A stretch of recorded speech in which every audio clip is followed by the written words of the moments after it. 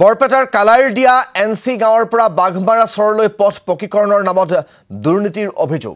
চেঙা সমষ্টিৰ অন্তৰ্গত গাঁওখনত পথ নিৰ্মাণৰ নামত ঠিকাদাৰে দুৰ্নীতি সংঘটিত কৰাৰ অভিযোগ।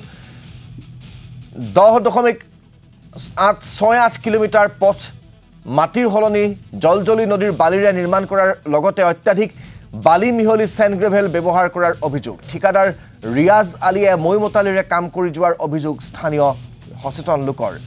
A01524 নম্বৰ পেকেজৰ অধীনত পকীপথ নিৰ্মাণৰ নামত আৰবি এছ'চিয়েটে দুৰ্নীতি সংঘটিত কৰাৰ অভিযোগ তুলি উচ্চ পৰ্যায়ৰ তদন্ত আৰু বিহিত ব্যৱস্থা গ্ৰহণৰ দাবী জনাইছে স্থানীয় ৰাইজে।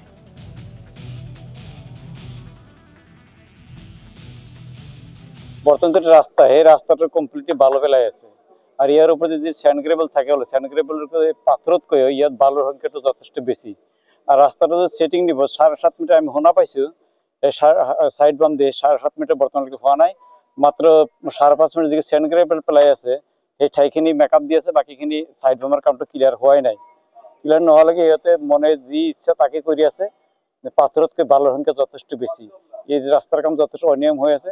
আমি সরকারের তরফের পর অনুরোধ জানাইছো রাস্তাটা সুচারুরূপে হব লাগে আর রাস্তাটা যাতে এজ পার এস্টিমেট কামটো হয় তার ভাবে আমি সরকারক অনুরোধ জানাইছো।